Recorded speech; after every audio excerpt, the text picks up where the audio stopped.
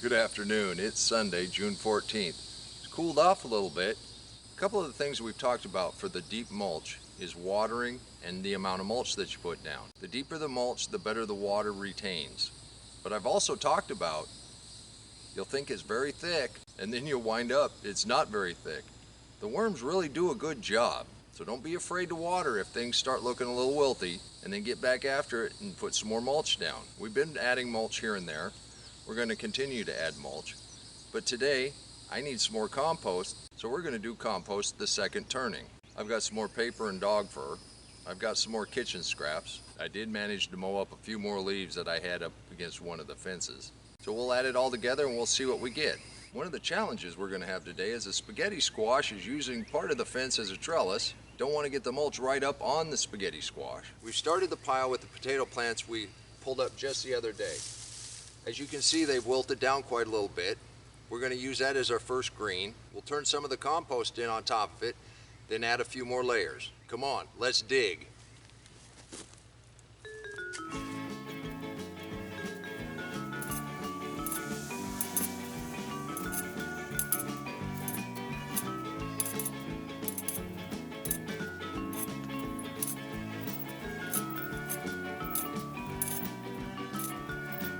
You see how nice this is breaking down.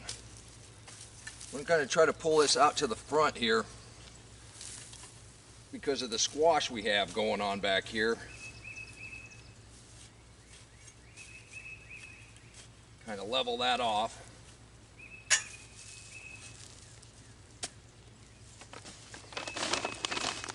I'm going to add our dog hair and our shredded paper. Remember, you don't want to use the slick stuff. The ink on just regular paper is a vegetable dye, so it breaks down nicely.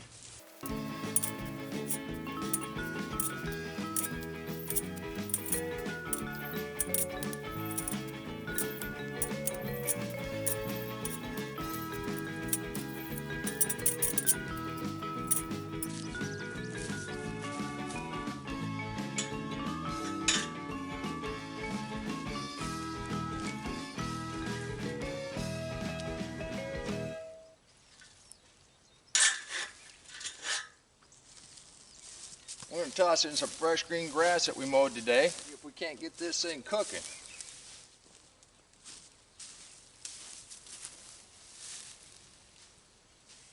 One of my subscribers was a little worried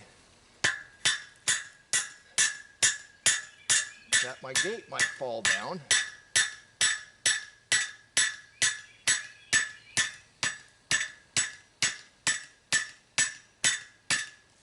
We're going to just add a little support because this does get kind of heavy.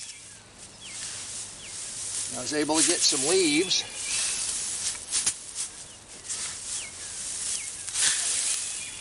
That was left under a tree over by a fence. So we'll add a little brown up on here.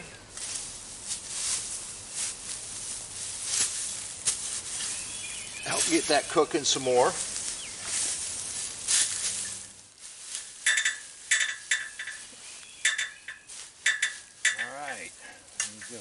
All right, let's move some more of this mulch pile.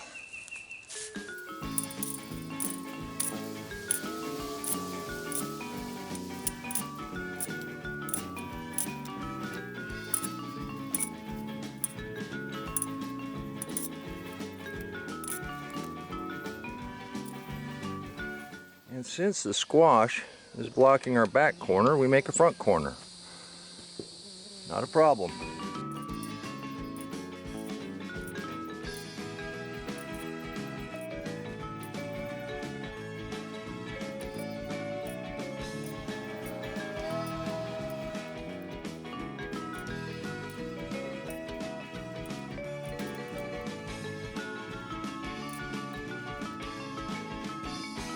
The kitchen scraps.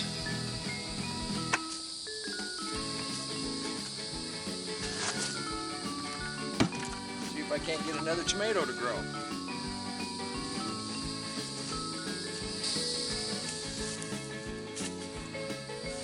Put on a few more leaves, a little bit more brown.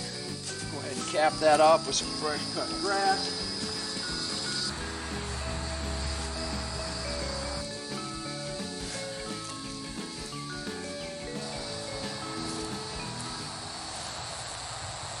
And there you have it, another regulation compost turning.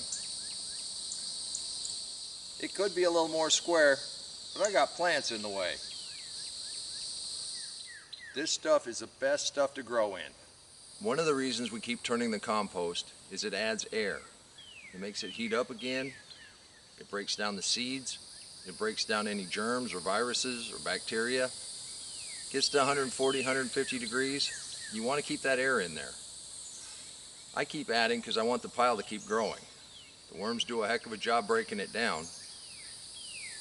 But after it's rained on it for a while and it starts compacting, even some of these layers were needing some air. Speaking of viruses, we're not sure this is completely over. So this is a really good way to get outside, get some exercise.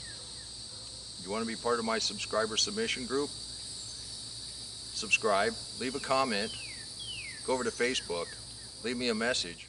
We'd all love to celebrate your successes in your garden. We'd like to see what you're doing at your house.